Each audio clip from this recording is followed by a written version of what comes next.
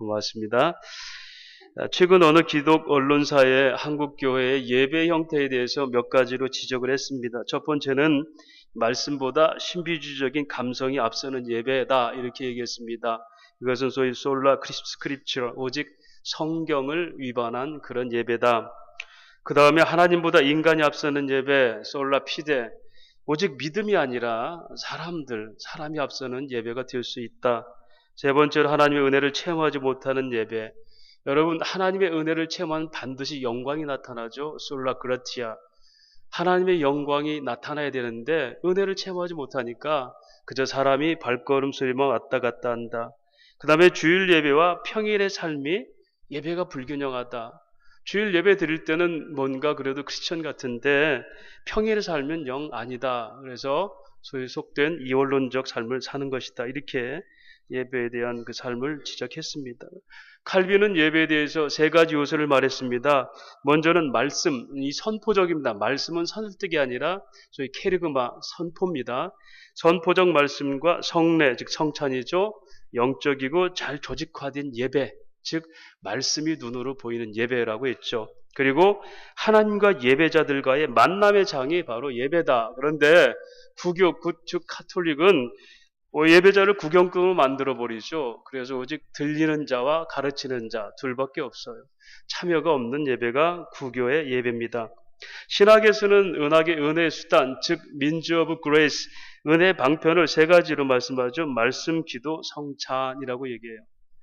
칼빈의 예배와 같죠. 근데 이제 성찬이 뭘까? 엄밀히 말하면 성찬도 말씀 속에 들어 있습니다. 성령을 통해서 눈에 보이고 만질 수 있는 복음이 체험되는 것이 성찬입니다. 그래서 사실은 본래적으로는 이 성찬식이 매 주마다 말씀과 함께 있어야 돼요. 개혁주의는 원래 그랬거든요.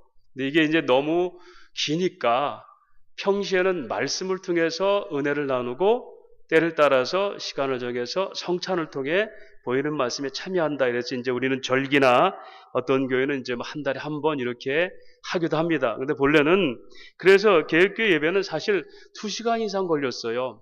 1부, 2부 이렇게 해서 경건을 드리고 말씀에 참여하는 시간 드리고 성찬까지. 그래서 예배가 2시간, 3시간씩 드렸던 게 이제 개혁주의 예배의 원형이었습니다. 어쨌든 성찬은 눈에 보이는 복음으로 말씀을 합니다. 그런데 성찬에 대한 이제 캐톨릭은 오해가 있었죠. 이것을 소위 화채설이라고 그래요. 오늘은 성찬의 의미를 설명하기 때문에 교육적인 그런 표현들을 많이 씁니다. 그래서 화채설은 미사 중에 나누는 빵과 포도주가 실제 예수님의 피와 살로 변한다. 그래서 화채설 그래요. 그래서 캐톨릭 교리 문답서도 보면 이런 얘기가 있죠. 성찬 내에 거행할 때 그 중심인 빵과 포도주는 그리스도의 말씀과 성령의 청원 기도를 통하여서, 여기서 그리스도의 말씀과 기도의 청원 기도라는 것은 바로 대리자인 바로 그 신부들, 집례자를 통하여서 그것이 그리스도의 몸과 피로 변화된다. 이렇게 얘기해요. 그러면 빵과 포도즙이 언제 변화되는가? 입에 넣는 순간 변화된다. 그러면 여러분 이제 빵을 먹고 이제 포도주를 마실 때 그 냄새가 나야 될 거 아닙니까? 피 냄새도 나야 되고. 그러니까 이렇게 소위 말하는 그 교권을 세우고자 하는 그런 의미에서 대리자인 그 집례자의 권한에 의해서 이게 피와 살로 변한다는 화채설을 주장하는 것이 이제 로만 카톨릭 구교의 얘기입니다. 장로교회는 우리 잘 아시듯 기념설입니다. 이것은 그리스도께서 골고다에서 흘리신 십자가의 피로 말미암아서 우리에게 새 생명을 주시는 것을 기념하라. 이것이 이제 고린도서 11장 23절에서 25절까지 말씀이죠. 내가 너에게 전한 것은 주께 받은 것이니 곧 주 예수께서 잡히시는 밤에 떡을 가지사 축사하시고 떼어 이르시되 이것은 너희를 위한 내 몸이니 이것을 행하여 기념하라 하시고, 이게 이제 소위 장로교에서 드리는 기념설의 그 청찬의 의미입니다. 성찬이란 과연 뭘까요? 먼저는 예수께서 우리를 구원하신 그 사건을 다시금 떠올리면서 우리에게 주어진 신분을 확인하고 감사하고 감격하는 예식. 그래서 필연적으로 구원의 고백이 필요합니다. 그래서 성찬식 행할 때 여러분 세례를 받지 않은 분들은 참여하지 마세요. 이런 말이 이거예요. 세례라는 것은 마인들 앞에서 내 구원을 고백한 거예요. 그래서 성찬식은 반드시 구원이 필수다. 두 번째, 장차 천국에서 어린 양의 혼인잔치에서 예수님과 교회가 한 상에서 만찬을 나누는 것을 상징하는 것이기 때문에 이 지상교회에서 나눌 수 있는 가장 아름다운 황홀한 것이 바로 성찬식이에요. 마태복음 26장 26절에 29절까지 예수님 말씀하시죠. 이것은 죄사함을 얻게 하려고 많은 사람을 위하여 흘리는 바 나의 곧 언약의 피니라. 그러나 너에게 이르노니 내가 포도나무에서 난 것을 이제부터 내 아버지 나라에서 새 것으로 너희와 함께 마시는 날까지 마시지 아니하라 하시니. 이 말은 뭐냐면 이제 너희와 함께 이 포도주와 떡을 함께 내 아버지와 같이 나누는 그때까지 너희와 함께 나눌 수 있도록 나는 이제 더 이상 이 땅의 것으로 마시지 않겠다라는 말씀을 하시는 겁니다. 그래서 우리는 성찬을 하면서 이후에 그리스도와 함께 천국에서 만찬을 들겠구나 하는 그런 마음으로 참여하는 소망이 바로 성찬의 의미 속에 있습니다. 오늘은 본문은 이 성찬을 그 두 가지로 나눠서 기적 속에서 대변하는 게 이제 요한복음의 소위 가나 혼인잔치에 물이 포도주로 변하는 것과 오늘 예수님이 축사하셔서 오병이의 기적을 일으킨 두 사건이 바로 가나 혼인잔치에는 피든 예수님 그리고 오늘은 떡든 예수님에 대한 그 구원의 설명이 이 두 가지로 나타나기 위해서 성찬의 의미가 가장 깊게 들어있어서 오늘 이 오병이의 기적을 통해서 성찬에 대해서 우리가 말씀을 나누고자 합니다. 먼저 가나 혼인잔치 기적은 물이 포도주가 되는 기적을 통해서 십자가의 피로 인해서 구원이 이루어진다라는 그 표적적인 것. 여러분 표적이라는 말을 제가 요한복음 1장 앞절에 설명할 때 제가 설교할 때도 말씀드렸죠. 소위 사인, 즉 상징과 스티그마, 그 표적은 다르다 이렇게 얘기했죠.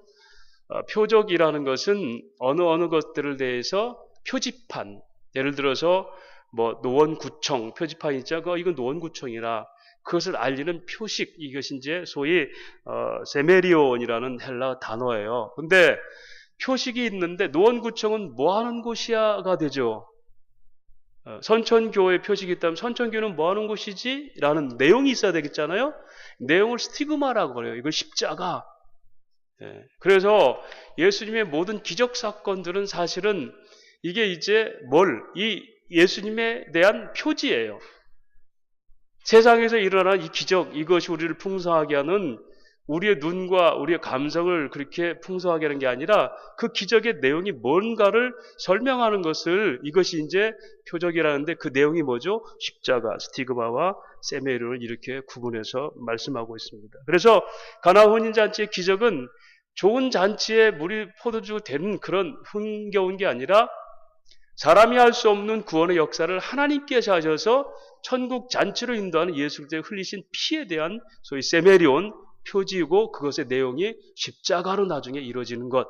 이것이 이제 가나 혼인잔치의 성찬식의 한 부분이고요. 오늘 오병이의 기적은 바로 그것이 생명의 떡 되시는 예수를 통해서 구원의 역사와 더불어 하나님 나라의 풍성함이 나타나는 거예요. 풍성함. 여러분 우리가 이 땅에 사는 사람들이 은혜를 받고 살아갈 때 겨우겨우 삶을 연명할 정도의 우리가 아니라 원대로 주시고 남을 정도로 주시는 하나님의 넉넉한 속주의 은혜와 이 풍성함의 참여가 이것이 하나님 나라라고 설명하는 것이 오병이의 기적의 스티그마 또 세메리온의 의미가 됩니다. 그래서 이걸 잘못 해석하면 우리가 곡해해서 설교할 수 있죠.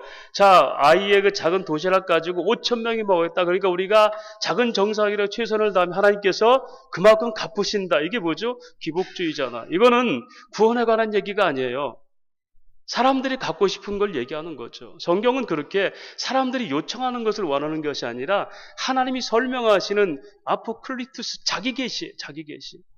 예수도 자기 계시고 여호와도 자기 계시를 통해서 아들을 통해서 우리를 구원하신 그 사랑의 표현들이에요. 이게 성경의 내용이죠. 사람들이 요청함으로 주시는 것이 아니라 자기 예정과 작정을 통한 이걸 풀어내는 것을 우리가 계시 섭리, 역사 섭리라 이렇게 말합니다. 또 하나는 예수께서 우리에게 욕적인 것도 얼마든지 이렇게 풍성하게 채우는 분이에요. 물론 여러분 예수님께서 이들을 모였을 때 마가복음에 보면은 이들이 사흘을 굶은지라 그렇게 표현되어 있어요. 그렇게 은혜를 받고 이렇게 그런 병고침을 받고 사람들이 다닐 때 배고픈지도 모르고 다녔는데 이들이 어떤 자들이야? 지금 사흘을 굶은지라. 그러니까 예수께서 이들을 먹여야 되겠다 생각하신 거예요. 여러분, 이 말이 뭐죠? 하나님은 우리가 육적으로 필요한 것 다 아세요. 아까 우리가 헌금 기도한 것처럼 하늘을 사는 우리지만 땅의 것을 필요한 것을 아시는 하나님께서 직장과 사업장과 가정을 주셔서 우리에게 땀 흘려 수고한 대로 누리게 하시는 것에 대한 감사의 표현이 우리의 믿음의 표현이 이겁니다라고 제가 헌금 기도했죠. 그렇습니다, 여러분. 하나님이 이 땅에 우리의 필요한 것도 다 아시죠. 그런데 하나님 뭐라고 말씀하시냐면 너희가 구할 것은 내가 다 하니까 이제는 내가 구할 것을 너희가 구하라. 그게 뭐죠? 주기도문. 주님 가르친 기도가 뭐예요? 하늘에 계신 우리 아버지여, 우라이스 앤 우라노이스, 하늘들 속에 있는 우리 아버지, 휘민 파테르. 여기서부터 주기도문이 달라지는 거예요. 여기서는 뭘 구해요? 하늘나라를 구하는 것이, 거기서 일용할 양식 주세요. 그게 이 땅에 먹는 양식이 아니라 매일마다 생명의 양식을 먹어야지 하늘나라를 꿈꾸며 살고, 그러므로 나라와 권세의 영광이 아버지께 나타나는 하늘나라적 삶을 살겠습니다. 이것이 뭐죠? 하늘나라 백성들의 기도지요. 이 땅의 것을 주시라는 얘기가 아니에요. 이미 천부께서 다 아시느니라. 무엇을 먹을까 입을까, 그래 너희는 그 나라를 구하라 하셨거든요. 그런 의미에서 오늘 우리가 육적인 필요도 필요하지만 육적인 것을 필요로 해서 우리에게 풍성을 주시는 것이 아니라, 그건 즐기라고 준 게 아니라 하나님 나라의 구원의 도리를 깨닫게 하려고 주시는 이 역사가 오병이어예요. 여러분, 오병이어의 성경적 구조를 잠깐 살펴보면 5장 전체 내용이 뭔지 압니까? 하나님의 아들이 자기 권세를 설명하는 거예요. 요한은 와서 너희에게 전했으나 그런 비추는 등불일 뿐이고 나는 바로 그 빛이고, 성경을 너희가 영생을 있는 줄 알고 상고하지 그게 나에 대한 얘기야. 5장 39절. 그러니까 하나님 아들의 권위를 설명하고, 그렇게 설명하고 들리지 않으니까 뭘 보여요? 이 기적을 통해서 그 구원을 누가 하는지 그걸 보이는 게 이게 소위 표적의 필요성이에요. 말씀으로 들려주고 실제로 기적으로, 야 너희가 하나님 나라를 어떻게 가는 건지 아니? 하나님 나라 어떤 풍성함인지 아니를 이 오병이어를 통해서 설명하는 것. 성경에는 기적과 표적을 설명할 때 반드시 어떤 사이클이 있어요. 첫 번째로는 기적을 설명하고 난 뒤에 반드시 듣지 못한 자들이 그걸 예언으로, 하나님 말씀을 못 듣고 세상 방언으로 들어버려요. 곡해시키죠, 유대인들이. 그러니까 다시 그것을 제자들에게 풀어 설명하는 과정. 이것이 성경의 기적의 사이클이에요. 그래서 반드시 하나님이 기적을 베푸시고 그걸 곡해하는 그들을 놓고 들을 수 있는 제자들에게 설명하시는 것. 이런 스타일, 이런 이 사이클로 이 기적들이 기록되어 있죠. 오늘도 바로 그 얘기예요. 자, 그렇다면 오늘 본문을 통해서 과연 우리에게 있는 구원이 뭘까? 다시 말하면 성찬식의 의미, 당신의 피와 살로 우리를 살리시는 은혜가 오늘 이 정황들을 통해서 어떻게 나타난지를 몇 가지로 살펴봅니다. 첫 번째로 6장 4절 말씀 보니까 이 일이 언제 일어나요? 마침 유대인의 명절인 유월절이 가까운지라. 유월절에 이 역사가 일어나죠. 여러분, 유월절을 잘 아시죠? 애굽에서 나올 때 애굽의 장자들을 다 죽이고 오직 믿음으로 어린 양의 피를 문 임방에 바른 가정만 패스오버, 유월, 죄를 넘어가죠. 그리고 그 믿음의 사람들의 장자들은 다 살리잖아요. 이거를 피를 바르다라는 얘기예요. 여러분, 이게 무슨 의미죠? 성찬이에요. 그 피에 참여하게 하는 것. 그 안에 있는 모든 사람이 다 죄입니다. 예수 믿는 사람이나 믿지 않는 사람 똑같은 원죄를 갖고 태어나요. 그런데 우리에게는 믿음으로 고백함으로 그 피, 즉 유월, 죄를 넘어가는 것, 패스오버하는 것. 이것이 유월절의 은혜예요. 자, 이것이 그 단순히 죄를 넘어서는 걸로 끝납니까? 오늘 예수님 어떤 말씀하세요? 생명의 떡을 나누시죠. 6장 11절 보니까 예수께서 떡을 가져 축사하신 후에 앉아있는 자들에게 나눠주시고 물고기도 그들에게 원대로 주시니라. 여러분, 단순히 이것이 떡을 먹고 물고기를 주는 사건으로 끝난다면 먹이시는구나, 배고프니까 이랬는데 바로 32절에 33절까지 이 떡의 의미를 설명하죠. 우리 6장 32절 33절까지 예수께서 이르시되 내가 진실로 진실로 너에게 이르노니 모세가 너에게 하늘로 준 떡을 준 것이 아니라 내 아버지께서 너에게 하늘로부터 온 참떡을 주시나니 하나님의 떡은 하늘에서 내려 세상에 주는 생명을 주는 것이니라. 여러분, 지금 예수께서 떡을 축사하시 내어준 게 뭐죠? 단순히 이 땅에 배고픔을 채우는 즐길 걸 주는 것이 아니라 이 상징은 뭐다? 스티그마는 뭐예요? 표적의 내용이 뭐죠? 내가 생명의 떡이 돼서 너희를 위해서 풍성하게 하는 것이다. 이 얘기가 오늘 6월절에 피와 함께 등장하는 역사입니다. 두 번째로는 6장 1절 말씀 보니까 그 후에 예수께서 디베라 갈릴리 바다 건너편으로 가시매 그럽니다. 여기서 우리가 성찬을 참여하는 자들의 태도를 우리가 살펴볼 수 있어요. 갈릴리 바다라는 것은 여러분 성경 갈릴리, 디베라 뭐 여러 가지 이제 소위 좀 뭐 이런 그 갈릴리 바다를 여러 표현했죠. 여기서 갈릴리 바다가 디베라로 이렇게 표현된 것은 그 당시 황제였던 티베리우스 이름을 딴 거예요. 이 바다도 권위도 누구에 있다? 바로 황제에게 있다. 그래서 티베라 바다라는 그런 단어를 쓰는데 이게 이제 두 번 요한복음 한 번은 여기 한 번은 부활 후 제자들이 고기 잡으러 갔을 때 그때 그 갈릴리를 디베라 바닷가라 이렇게 얘기해요. 여러분 여기서 제자들이 부활을 보고도 세상을 돌아갔다는 것 그리고 이 사람들이 이 소위 그 성찬식이 갈릴리 바다를 건넜다는 것 이 의미가 뭘까요? 티베리우스라는 그 황제의 권한처럼 세상의 모든 권위와 힘들이 아니라 그걸 건너선 사람들에게 뭐가 이루어져요? 구원이 이루어진다는 거예요. 구원. 제 배단이라는 말도 제가 말씀드렸죠. 벳바게라는 히브리 단어가 건너다 뜻이라고 그랬어요. 그래서 그 어떤 사건, 예수를 본 사건 전도들이 어디서 일어나요? 세례요한 통해서 바로 그 배단이 넘어서 시작된다는 거예요. 여러분 구원이라는 것은 반드시 세상을 권세를 의지했던 사람들이 그것을 떠나서 그리스도께로 나오는 것, 이 과정이 구원 거듭남입니다. 이게 세상은 죽고 의에 살아나는 성도의 구원을 설명하는 거죠.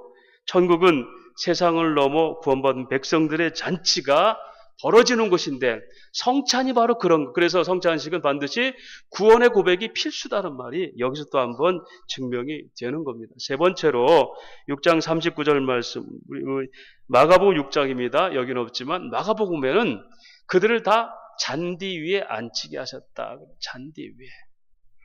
여러분 잔디라는 것은 양떼와 목자를 얘기하죠. 그리스도가 선한 목자가 되십니다. 여러분 양들이 식사하는 방법 아십니까? 여러분 푸른 초장은 적들로부터 다 오픈된 곳이에요. 다 드러나는 것이죠. 그런데 여러분 양들은 지금 어디서 먹냐면요. 가장 연약한 양이 적들로부터 다 드러난 오픈된 곳에서 풀을 뜯어요. 그건 반드시 누가 필요해요? 그를 지키는 목자가 필요한 거예요. 맹수들은 여러분 그 오픈된 곳에서 못 먹어요. 죽은 고기를 음침한 곳에 왜? 뺏길까 봐. 사자들이 여러분 그 사냥하고 나서 당당히 먹던가요? 누가 나타나죠? 하이에나들이 또 나타나. 하이에나들이 때도 없이 위에는 또 대머리 독수리가 날아다니고 있고 조금만 자차면 다 뺏겨요. 그래서 표범은 반드시 먹을 거 하면 어디로? 나무 위로 또 올라가 버리잖아요. 가장 약한 동물인 양은 세상 적들이 다 보는 거기서 먹을 수가 왜? 목자가 지키니까 안심하는 거. 이것이 하나님이 우리를 보호하시는 하나님 백성들의 삶이에요. 그래서 여호와는 나의 목자시니 내게 부족함이 없고 그가 막대기와 지팡이로 나를 인도하시는다. 그렇죠. 적들이 오면 물리치고 푸른 초장으로 인도하시는 하나님. 이것이 이 성찬이라는 의미 속에 구원은 하나님이 우리의 세상적인 연약함들을 감추시고 그분이 가장 강한 구세주가 되셔서 목자가 되셔서 우리를 지키시는 그것이 바로 성찬의 의미고 하늘 백성의 삶입니다. 그래서 성찬식이라는 것은 그렇게 목자가 되시는 예수 그리스도의 백성임을 온 세상에 선언하는 것. 여러분 지금 우리가 부활주일 이런 걸 마음대로 지키지만요. 소위 그 옛날에 그 소련 그 사회 공산주의 때는요. 이 소위 그 종교 탄압 때문에 부활주일 그리스도인들이 못 지켰어요. 그런데 제가 어느 영화를 보니까 그분들이 막 그 부활주일 예배를 드리고 싶은데 드릴 장소가 없잖아요. 근데 새벽같이 모여가지고 허름한 창고에 모아가지고 그들이 거기서 예배를 드리고 그들이 가져온 빵과 포도즙으로 성찬식을 하고 그걸 감격하면서 우는 장면을 봐요. 그러면서 서로 보라면 속삭이면서 예수님은 부활하셨습니다. 여러분 우리가 너무나 편안한 속에서 부활주의를 기념하니까 부활은 기념하는 거 아니라 새 생명 가운데 사는 거죠. 기념주의를 삼으니까 이걸로 끝나는데 아닙니다, 여러분. 우리가 아까 서로 웃으면서 예수님 부활하셨습니다. 이 말씀이 그 당시 소련 치하에서는 그 얘기하면 죽어요. 우린 너무나 당당하게 할 수 있지만 눈치 안 보고, 성찬식이라는 것은 세상 누구도 참여할 수 없는 거룩한 하나님의 복음에 참여해요. 이 성찬식은 포도주, 여러분 이 사이에 끼는 그 빵 한 조각, 목도 안 넘어가는 포도주 한 잔, 이게 아니에요. 세상적인 즐거움으로는 아무것도 맛도 없고 양도 안 채워져요. 그러나 그 의미가 뭐죠? 하늘의 신령한 것들에게 함께 참여되는 거룩한 능력들이에요. 이것이 성찬의 의미고, 다른 말로 하면 우리를 푸른 잔디로 쉴만한 물가로 인도하시는 그리스도의 우리를 지키심이 이 속에 있다는 겁니다. 그 다음에 6장 11절 말씀, 예수께서 떡을 가져 축사하신 후에 앉아있는 자들에게 나눠주시고 물고기도 그들의 원대로 주시니라. 여러분, 여기서 원대로 주시단 말이 호소스라는 단어와 메델로, 소위 델로라는 단어와 그 앞에 에라는 그 접두가 붙으면 그들이 원하는 만큼 주다로 되는데, 이걸 여러분 이게 그냥 양으로 생각하면, 야, 그들이 먹을 만큼 주고 배부르게 먹었더라, 포만감인 양에 대한 걸로 생각할 수 있는데, 여기서는요 시간의 시제가 아주 묘하게 쓰였어요. 이것을 미완료 미래 시제라고 이렇게 헬라어 성경은 얘기하여 그 단어는, 이 말이 뭐냐면 그건 단순히 너희가 먹고 싶은 만큼 먹어버리고 그것이 아니에요. 이것은 영원한 시간 속에서의 채울 것을 얘기하는 겁니다. 영원한 시간 속에. 여러분 보세요. 이 오병이어가 일어나고 난 뒤에 그들이 갈릴리 바다를 건너가면서 뭔 걱정하죠? 성경 아시는 분은 탁 읽고 뭐죠? 그들이 떡을 안 갖고 온 걸 또 후회하잖아요. 그렇죠? 그럼 뭐라고 그래요? 너희가 왜 떡이 없음으로 고민하느냐? 너희가 받지 않느냐? 먹고 아무리 먹고 배부르고도요, 잔치 끝나면 배고픈 게 인생이에요. 그렇게 원대로 주신다는 얘기가 아닙니다. 이 원대로 주시는 넉넉함은 영원 속에서 있다는 거예요. 할렐루야. 이게 성찬이에요, 여러분. 이게 구원이에요. 인생의 새옹지만한 얘기가 왜 나옵니까, 여러분? 슬플 때도 기쁠 때도 있고 다 그럴 때 있지. 세월의 약이겠죠. 이게 아니에요. 우리에게는 한 번 변화된 하나님의 거룩한 역사들은 영원히 지속되고, 시간을 넘어 우리의 삶의 욕정을 넘어서 그게 영원히 채워진다는 거. 어떻게? 하나님의 것들로. 이것이 구원의 은혜예요. 그것을 구원의 현재성, 영속성, 충족성이라고 그래요. 그래서 하나님 말씀하시죠. 로마서 8장 32절에 아들까지 아끼지 아니하고 내가 너에게 주었거늘 너에게 무엇인들 은사로 주지 못하겠느냐. 뭐 때문에 너희는 아들까지 받은 너희들이 뭐 때문에 고민하고, 뭐 때문에 궁핍하고, 뭐 때문에 결핍 때문에 고독하고 외로워하느냐. 이것이 하나님의 영원한 진리 안식이에요, 여러분. 이 진리 안식 있는 사람은 세상 것에 연연하지 않고 새옹지와 같이 쪽배를 타고 세상을 갈지라도 결코 낙심하지 않고, 이게 견고하여 흔들리지 않는 믿음입니다. 그의 선하심과 영원하심이 항상 함께하리니 시편 107편 1장 여호와께 감사하라. 그는 선하심의 인자하심이 영원하미로다. 시편 136편도 그의 인자하심이 영원합니다. 6단원으로 나눠서 시편이 기록되어 있어요. 하늘을 주신 하나님께 감사하라. 그의 영원하심과 인자하심이 영원하미로다. 선하심과 영원하심. 땅을 함께 하신 하나님께 감사하라. 생명을 주시는 하나님께 감사하라. 그의 인자하심이 영원하미로다. 주시고 뺏고 내일이 모르고 내가 하는 대로 따라가지, 이게 아닙니다. 우리는 비록 끊임없이 배반자가 될지라도, 탐욕스러워서 반역자가 될지라도 우리의 상태와 상관없이 영원하신 하나님의 역사, 이것이 뭐죠? 구원의 완전성, 이렇게 얘기해요. 그래서 구원과 그 이후의 삶의 영원한 것, 애굽에서 나올 뿐 아니라 광야에서 만나도 주시고 가나안 땅에 이를 때까지 하나님의 인도는 멈추지 않는다. 이것이 이제 영원한 인도의 상징이 성찬 속에 들어 있습니다. 성찬에 또 다른 의미가 있다면, 성찬식에 뭘 하죠? 오늘 이제 우리가 편의상 카스테라를 만들었는데, 원래 이제 누룩 없는 빵이에요. 그래서 그 아무것도 가미되지 않은 이 떡이죠. 여러분, 이게 뭐예요? 만나가 그런 식 아닙니까? 맛도 없고 가시 같고, what is this? 이게 뭐야 도대체? 요까지 게 뭐야? 애굽에서는 그냥 고기 가마에다가 부도 먹고 파도 먹고 부추도 먹으면서 나름대로 이렇게 향신도 먹으면서 맛깔지게 살았는데 하나님이 우리 인도하시니 삶은 뭐야 도대체? 예수 믿는데 왜 이거야 도대체? 무슨 막 그냥 원론적인 얘기만 하고 그래도 기도하셔야 됩니다. 말씀드려야 됩니다. 이걸 도대체 세상은 뭘 해결한단 말이야? 여러분 그런 생각 안 들어요? 성경을 가르치다 보면 턱턱 막히는 게 그 얘기를 해야 되는데 그 얘기는 별로 재미없어요. 여러분 먹거리 엑스파일에 보면 착한 음식점들 가보면요.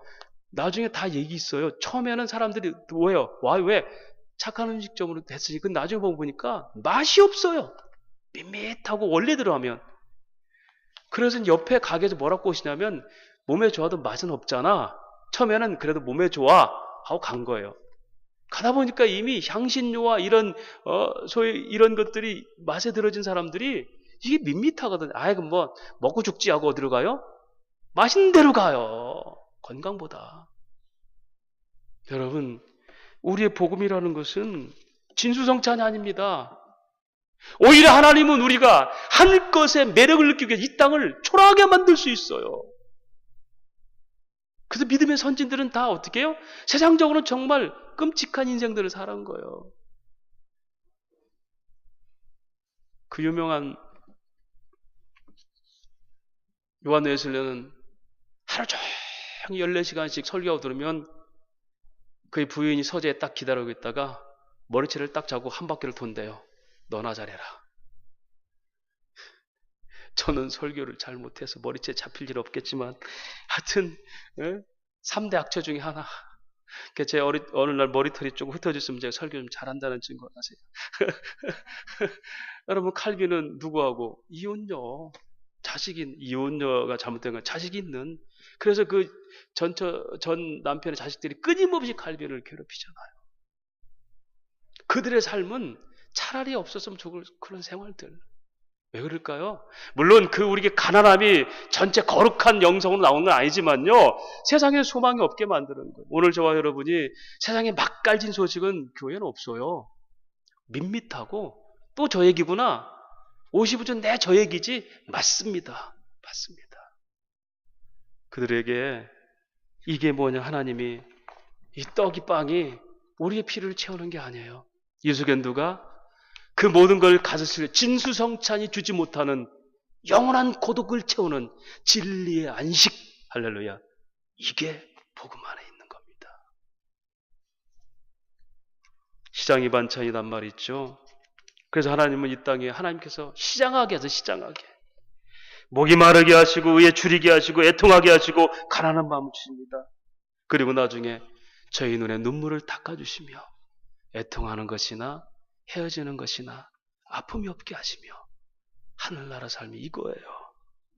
그런데 세상의 욕망들은 이제 그 예수, 오병이의 기적을 일으킨 그 예수, 저음만 붙들고 해서 우리는 굶어 죽진 않겠구나. 손만 댔다면 병 나으니까 저분 우리 왕으로 삼자. 그래서 마지막 15절에 그들이 임금 삼을 줄 알고 예수님께서 떠나가시더라. 오늘도 교회 안에 우리가 이런 사람 아닙니까? 세속주의와 인본주의, 번영주의 말하는 대로 됩니다. 이게 우리가 믿고 싶은 예수 아니겠어요? 맛깔스럽고 풍성하고 보기에도 뻔들라고. 그러기 위해서 이게 축복이라 생각하지 않으세요? 그래야 하나님 복 받았다고 얘기하고 싶고 그 증거로 삼고 싶은 게 우리 아니겠습니까? 예수님은 떠나가십니다. 나는 너희들과 상관없다. 그 정도밖에 보지 못한다면 내가 주는 떡과 내가 지금 나누는 것은 너희가 맛깔스럽게 이 땅에 풍성하게는 배고픔을 채우는 게 아니라 푸토코스 줄이고 목마르고 의에 목마른 너희들 구원이 뭔지를 설명하는 건데 그 정도밖에 너희가 모른다면 나는 너희와 함께 할 수 없어. 오늘날 교회 우리 그리스도께서 우리와 함께 하시는 하나입니다. 세상의 저 산 밑에서 우리가 아무리 많이 누렸을지라도 하나님 이것이 우리의 만족은 아니었습니다. 오직 내가 영혼의 목마른 자 돼서 이 자리에 왔습니다. 이런 사람들에게 입을 열어 막하라오니 복이 있을지어다 천국이 너희 것이요 너희가 가난한 자가 될 것이다. 할렐루야. 이때 비로소 하늘 소식이 들려오는 거예요. 말씀을 정리하겠습니다. 성찬식을 또 해야 되기 때문에 지난주 우리가 한 끼 금식했죠. 부담 가지지 마세요. 저도 월요일 날은 저 목포까지 운전하고 내려가는데 어떻게 금식합니까? 제가 재밌게 먹고 제가 강의 잘하고 왔습니다. 그런데 여러분, 우리가 금식하는 이유가 뭐예요? 이사야 58장에 내가 기뻐하는 금식은 흉악의 결박을 풀어주며 줄인 자를 배부르게 하며 묶인 자를 풀어주며, 이것이 누가복음 4장 19절에 주의 성령이 임하셔서 나타난 복음의 역사죠. 눈먼 자가 다시 보고 눌린 자가 자유케 되고 포로된 자가 해방되고. 그렇죠?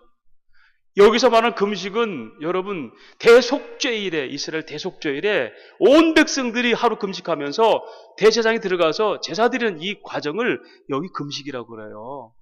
그건 오직 뭐죠? 하나님의 구원의 열망을 바라는 백성들의 마음이 금식입니다. 내가 금식할 때니까 돈 좀 벌게 하세요. 금식할 때 건강 낫게 해서 이런 목적이 아니에요. 그래서 흉악의 결박을 풀어주는 것은 예수께서 3일 동안 죽으심으로 우리에게 부활의 하심으로 우리에게 묶인 사단 사망 권세에서 풀어준 역사가 금식의 의미입니다.